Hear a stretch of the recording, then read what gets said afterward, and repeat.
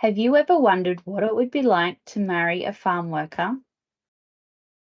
Wanting to know some of the tips and tricks that come with that territory, whether that's moving from station to station and contract to contract, moving into new remote communities, as well as knowing how to be supported and how to find support when you need it, when the days are looking dark. In this chat today, we talk with Amy all about their experience and the tips, tricks, advice that they were able to gain from their personal experience and pass on to those here at the Rural Mum community. So let's get into today's interview.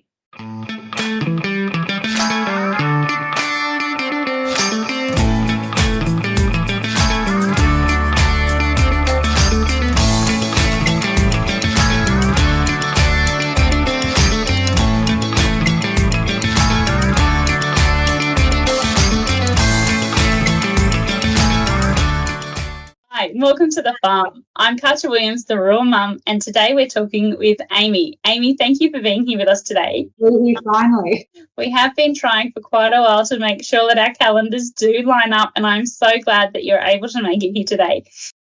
So tell us a little bit about yourself, your family, and the farm that you found yourself on. So I'm Amy, my husband is James, and we have 3 children who are 5, 9 and 12.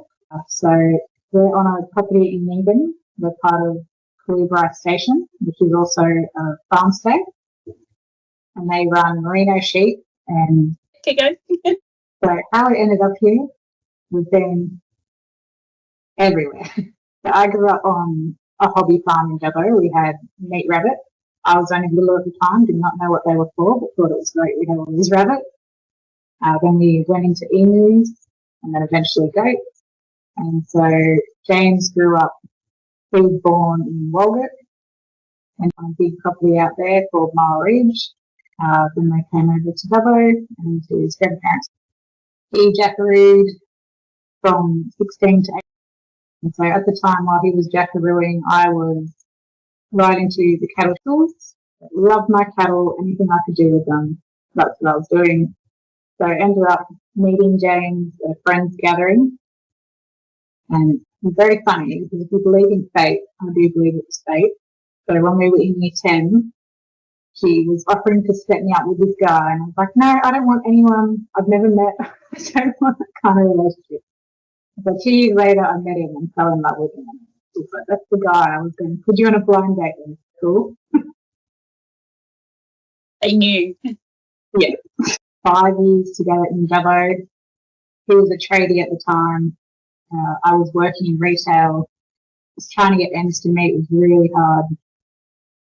And so he was looking through jobs because he wanted to get back to the land, and he ended up finding an advertisement through that. So I encouraged him to apply for that. It's just like, well, we can only try. We can only do what we need to do now before kids start schools. So we applied for that, and we got that, and we were put on a property at Nevertire where he was a station hand. So there they ran sheep, crossbred, merino, cattle and cropping. And then we were there for about 3.5 years. When we first got there, we had, which would have been 2, there was no air conditioning.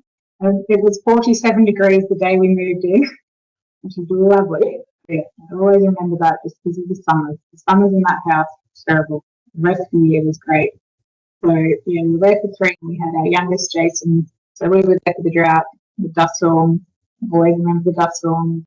But at that time, there was another property, and they offered us to go to this other property. I was very stubborn with it. I put my boots down because I love my neighbours. I love the people in the community out there. And I was like, no, I'm not going. So at Nyngan, and eventually I gave in. I went to Nyngan and we moved right in the middle of the first COVID lockdown. And I can still remember walking into IGA and there's people everywhere and they saw me and they just ran because there was a stranger in town. So that was my welcome to Nyngan. Being homeschooled with 2 kids at that stage with the lockdown, I got very lonely out there. James' job was very full on and always out. Yeah, between the old property at Magatire and the property at Mingan, he was at board, but I was obviously at home with the kids. Then eventually the lockdowns did end with a lovely woman that used to do playgroup over in Trangie where we used to go to, and she told me that she now does the Mingan one, so I was able to get in there and make some connections in the community, and it was so needed. And I don't think I would have survived without that. And then we were at that property for just after time. I would say it was quite lonely for James running it, but then he would also go help with Parkers, so he could be away part. And I was just dead honest. It was really hard. Eventually, because of his workload and shortness of staff, we did get to a point where he began to burn out, which was pretty hard to go through, which ended up being fun. So we were supposed to have holidays, but we were cut off from civilization from the water and got really down with that. To the point to detour out, and it was the same distance from detours to Narromine, what it was from Narromine to where holiday was. It was a long way around. We did go out, and then we were unable to get from that point. We were stuck in Newcastle, and so then I was becoming overwhelmed because people everywhere. I was used to my isolation by that point. I managed to find a house that was virtually back. But James went back to the farm. He was feeling a bit better, but he still wasn't quite right. Went back to the farm, and then by himself, he went downhill very fast. So he actually got quite depressed, which burnout does mimic depression. So the difference is with burnout, it's when you remove yourself from the situation and start doing something else that it'll actually get better. No need for medication. Still may need to talk to someone, but it does fix you quite quickly. So it was actually his boss that wanted. He said, would you like me to go? And so that was a mammoth effort from bosses and community. Actually, one of the neighbours there it came to discussions of maybe the workload, and then what is doing, is there another position we can find for him? So it came to that he would be helping with the cropping side of things. So we moved out of this big house into a little 2-bedroom cottage, because that's what the time. In 3 months, we lived in 4 different places, essentially, which is quite the ordeal. And then from there, so that was where we want to be and how we were still a lot of work. Yeah, so from there, we had a bit of a discussion, and the job here at Flavourista came up. I said, look, one's worth a go. They had a little boy with their age, our youngest. We were successful in getting the role. So then we got to move again. And whatever number of time it was in the 6 months, that was a big effort to get over here, and haven't looked back since. Manageable workload, so they are really family orientated. They try to stick to that 38 hours, which is amazing for a farming operation. Even though don't really harvest, sowing, and shearing that those hours ever. It's the forces to go to the thing. That is amazing, particularly with the quick succession of all the other moves. And Amy, you've touched on a lot of topics there that I do want to go and deep dive into for this interview. So I guess the first question, I'm sure it is on everyone's lips, is with all those moves, you must be a pro packer and unpacker. So what are your tips and advice on having to move around and that packing and unpacking? You really learn to let things go easily. Not collect things as much. But I do have a box that is dedicated to keepsake. It's just one big box, and I try not to overdo. Always good to keep cardboard boxes. What's going on there? I'm still here. He's trying to get me into another meeting. Good old push internet. Yeah. So do you have a colour coding system, or do you put lists of what's in each box, or how do you organise it when you do pack up so that it's easier to unpack at the other end? So I do pack by room, and then I learnt the trick of you write what's in the box on the tape. So if you know you're not going to be there a long time, but you are going to need what's in, you can still keep the box, use it again. It doesn't matter, you don't have to put the same things back in. Just having it on the tape is really, really easy. Yeah, that's a great tip for when you are working on different stations and moving a fair bit.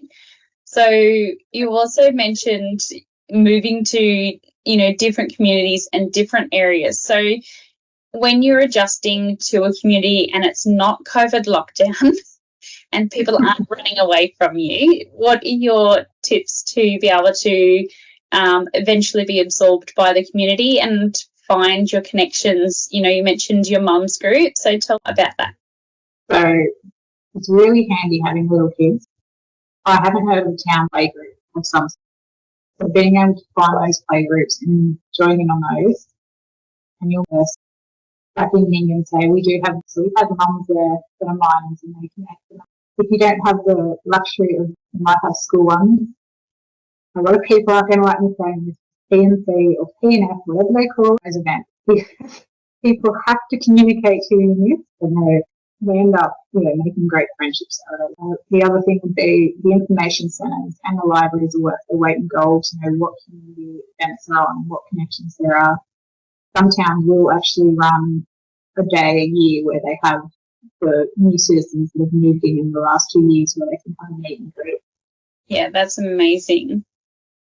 And you mentioned, when you're giving your summary of all the amazing places you've been, the variety of places you've been as well, that, for some of those properties, their remoteness or being in COVID lockdowns, there was that not only the isolation, but the loneliness. So how did you cope in that situation? What were the strategies that you used and the strategies you'd pass on to others who are feeling that remoteness and that disconnection and the loneliness when they do move to a property in the middle of nowhere? So I think we're very lucky to have a video call now. And so we'll just send video snippets of ourselves through the day just saying something. So even if we can't do the call, still, something to look forward to, something to see, which is probably with it all, is just reaching out to those older friends, because they're most likely missing you too. When you were feeling lonely and remote, you were reaching out to friends.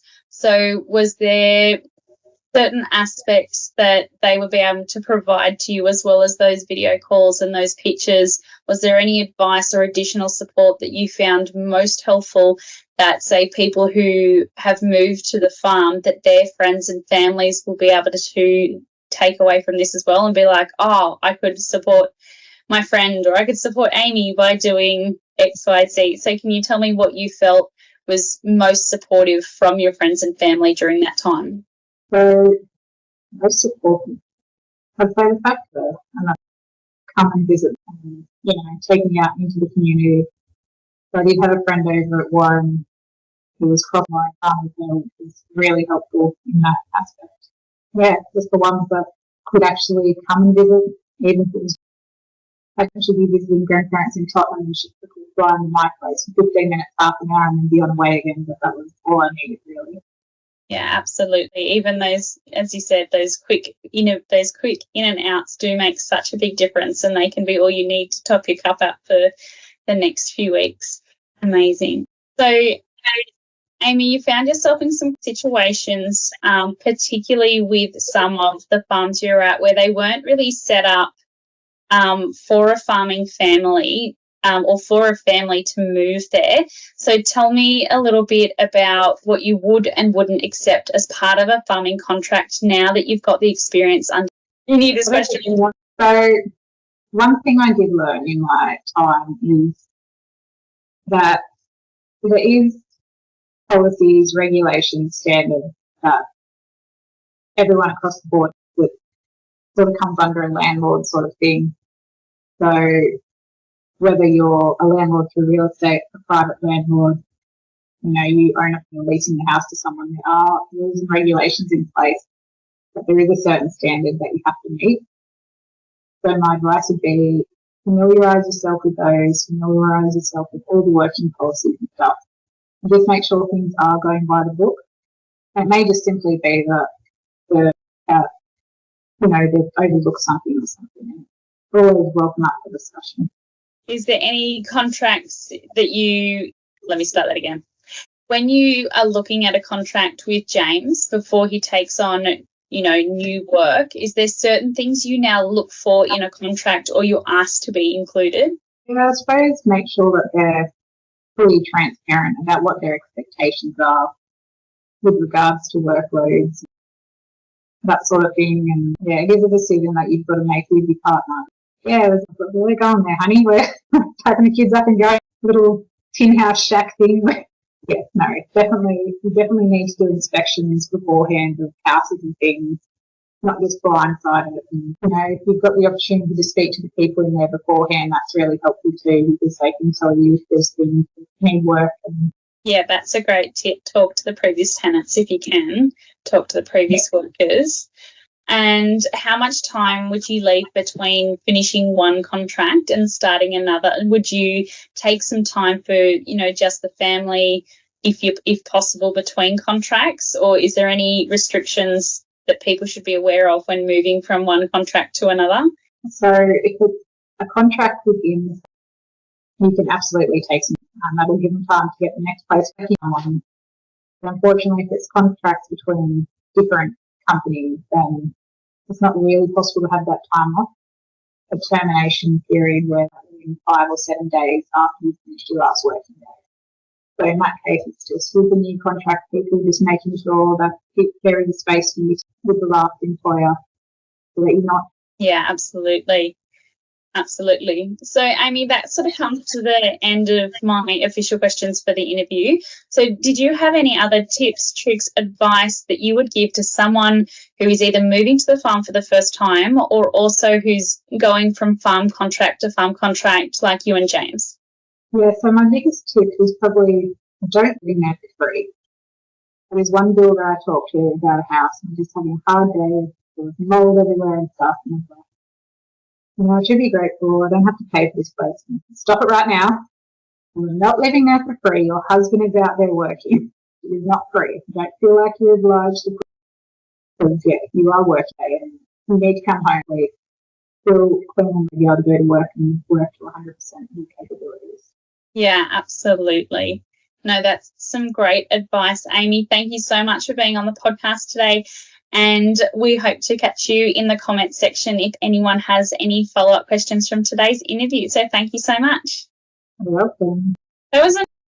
Thank you for joining us here on the farm. I hope that you have picked up some tips, tricks, hacks and advice along the way that will help you move to the farm for the first time. If you have enjoyed and enjoy hearing from people who have moved to the farm and who have tips, tricks, advice to give to you about making the transition easier and smoother for you, then please like, subscribe. Also fill out a review or leave a comment below. That will help other people find us and the content that could help them about moving to the farm for the first time.